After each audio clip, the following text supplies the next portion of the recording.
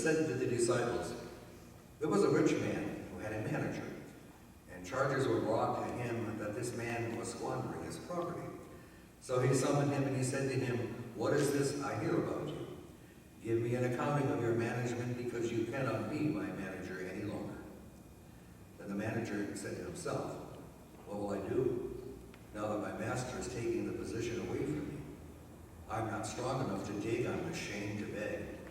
I have decided what to do. And when I have dismissed as manager, people may welcome me into their homes.' So, summoning his master's debtors one by one, he asked the first, 'How much do you owe my master?' And he answered, 100 jugs of olive oil.' He said to him, 'Take your bill, sit down quickly, make it 50. And then he asked another, 'How much do you owe?' He replied, 100 containers of wheat. He said to him, 'Take your bill and make it 80. And his master commended the dishonest manager because he had acted shrewdly. For the children of this age are more shrewd in dealing with their own generation than are the children of the light. And I tell you, make friends for yourself by means of dishonest wealth, so that when it is gone, they may welcome you into the eternal homes. Whoever is faithful in a little is faithful also in much. And whoever is dishonest in a very little is dishonest also in much. If then you have not been faithful with the dishonest wealth, who will entrust you to the true riches? And if you have not been faithful with what belongs to another, who will give you what is your own? No slave can serve two masters. For a slave will either hate one and love the other, or be devoted to one and despise the other. You cannot serve God and wealth. The Gospel of the Lord. Praise to you, O Christ.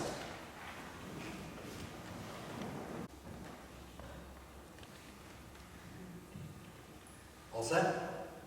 Here we go. Last line of the Gospel. No slave can serve two masters, for a slave will either hate the one or love the other, or be devoted to the one and despise the other. You cannot serve God and wealth. Okay, quick, back to the Old Testament. Because the Old Testament, according to Amos, is viewing what's going on in the world. And he has decided that what he has got is people who have decided who they're going to serve, and they're going to serve wealth. Look at the words. Hear this, you that trample on the needy and bring ruin to the poor, saying, when will the new moon be over so that we can sell grain? The new moon's festival is once a month, and it takes 2 days. And those who are selling to the poor, who are welching on them, can't wait until it's over so they can get back down to business. And it goes on, and the Sabbath, so that we may offer wheat for sale. Get it over. It's not saying that they don't go to worship, they do, but they sit there saying, counting the hours, when can we get back to selling? And it goes on, we will make the ephah, which is a small particle of grain, small, and the shekel rate, piece of silver. And we'll practice deceit with false balances. We'll make believe they owe us more. And buying the poor for silver and the needy for what? A pair of sandals. That's how we buy people. I'll swap you off a slave for this pair of sandals. The Lord has sworn by the pride of Jacob, surely I will never forget any of their deeds. This comes way before the gospel, way before Jesus is born, but the words ring true in Jesus' mind because the apostle has heard them before. And so when he says to the disciples as an example, there was a rich man who had a manager, and charges were brought against him that this man was squandering his property. Notice there's only charges, there is no proof. No proof is offered in this story, simply charges. What does this tell us? Most probably the manager was a slave. It's not uncommon for people who are brought into bondage to bring certain gifts. Not everybody is without gifts, and most probably this slave knew how to balance accounts. So we've got a slave on our hands. He says, give me an accounting of your management, because you cannot be my manager any longer. And here it comes. The manager said to himself, what am I going to do? I'm not strong enough to dig. I'm ashamed to beg. I've decided what to do. The one gift that he has, in keeping the books, is now taken away, and immediately left for him to do as a slave is to either beg or dig. Keep in mind that during this time, if you are a slave and you are accused of anything, that's all that needs to be taken. As a matter of fact, a slave cannot be brought to court because it is assumed that the slave will lie. And the only way that it's proven is to torture the slave until he admits to the guilt. Totally inequitable type of justice. So he stops and thinks, I know what I think I'm going to do. I got to make some friends here. So he takes all the debtors he can find owe his master, and he starts writing them down lower, cut them in half, cut them by 20%. Do this, and then you see, by doing that, these folks are going to owe me.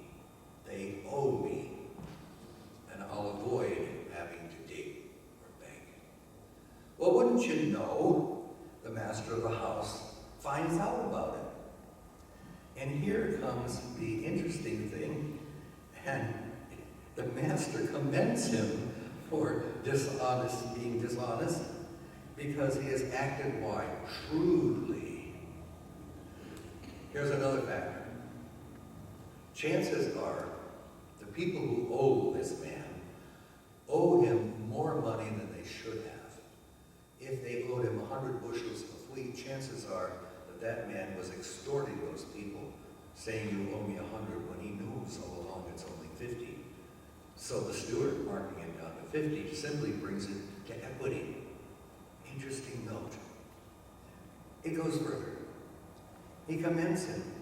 And then Jesus says, you know, I'm telling you, sometimes the people of this age are more shrewd in dealing with their own generation than the children of the light. And you go, what? Dishonesty? And I tell you, make friends for yourself by means of dishonest wealth. Isn't that the big one?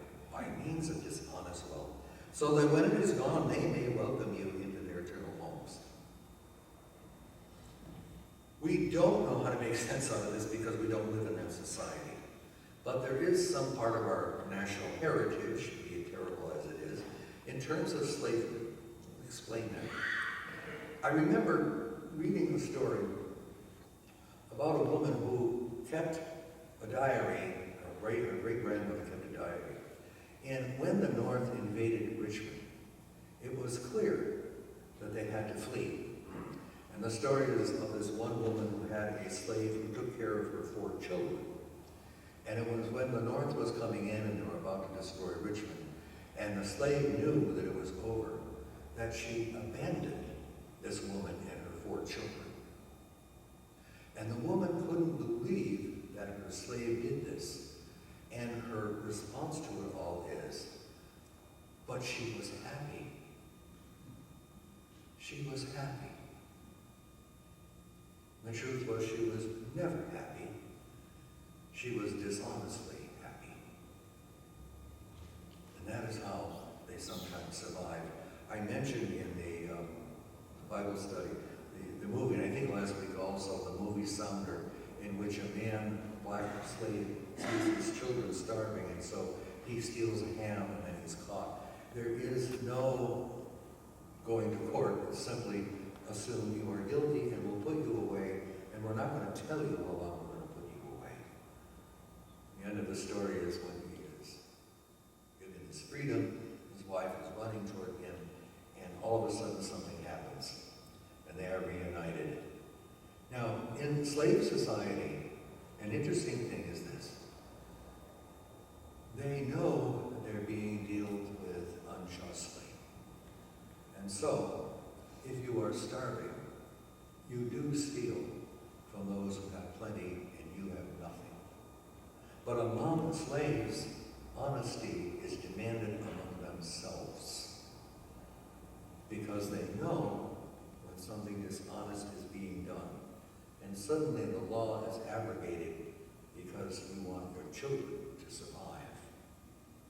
So when we look at this text and we hear Jesus saying this rather interesting thing, As for the mass, he commended him, and for the children of this age are more shrewd in dealing with their own, and so make friends for yourself by means of this honest wealth, so that as one is gone, they may welcome you into their eternal homes.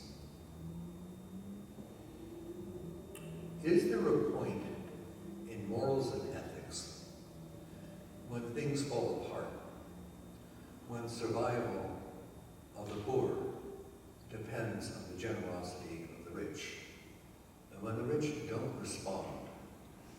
Is there a demand for the children you bring in the world to feed them by whatever means you can get? Now, I know for all of us here, and I think about it, I got up this morning, and I went to the fridge, and I turned on the coffee, and I have no idea what it's like to be a slave. I don't have any idea of what it is to have somebody lording over me and saying, I don't care if your kids are hungry. You stole, you go to prison. And it is that type of injustice in which Jesus speaks. It's that type of injustice where he says, you can't serve God and serve wealth simultaneously. And it's backed up by that Old Testament sermon this morning that simply says that I don't care about the poor. I really don't care. And I will take what I have and give it to me. Now, we often hear that in our society now, you hear it more often, the middle class is shrinking. The middle class isn't what it used to be. And I believe that's true because I can remember growing up and my father working under union management, and he even was a representative of the union. And I remember him going to union meetings. And for a while, when I was 15 and 16, he took me with him. And I would sit there, and you'd hear management saying, well, we can only go this far. And then the union would say, well, you know, you got to go farther. And right now, General Motors is in the middle of the whole thing, isn't it? The middle class is trying to fight and gain back what they used to have 50 years ago. And we don't know if that's really going to work or not. But I do remember when going home, my father said to me once, he said, when the union representative was talking about more money, is that all he wanted? And I said, yeah, sure. He said, no, you're wrong. What he wanted was to be treated as humanly as he felt management treated themselves. So underneath all of this money talk and all of this other stuff is the balance of inequity or the lack thereof. And if this text is going to mean anything to us and how we're going to go ahead in our lives, we have to be listening for inequity and say, is there anything that I can do to affect so that there's more justice, so that even among the poor, they can know that somehow justice is on their side. It's a tough thing to do. And it makes it very difficult for us because I think sometimes we want our Sunday morning worship to be joyful and happy and get us home and say, oh, that was a great sermon. Yes, sir, it made me feel happy. Sometimes it won't. Sometimes it just hits us square between the eyes and simply says, look around me, and I might see that which is unjust and not with equity. Now, I want to tell you that something is happening, something that rose out of the Bible class, and it's being researched right now by a couple of people in this church, and we said, what type of inequity do we know of? And we talked about, and I think I mentioned this last week, about people who are freed from incarceration and how we say they paid their debt to society. But we don't let them be really free, do we? Because they have a felony on their record now. And if you have a felony on your record and you're trying to find a job and you feel you have paid your debt to society, where do you go? Who's going to trust you? Who's going to say, I will take a chance on you? You see the inequity? You paid your debt, but we're going to make you pay even a little bit more so that it follows you around for the rest of your life. So, we're going to investigate what this is like, what goes on in the world, in this world of inequity, and we don't know where it's going to go, but I think that what we're going to discover is what this text is all along.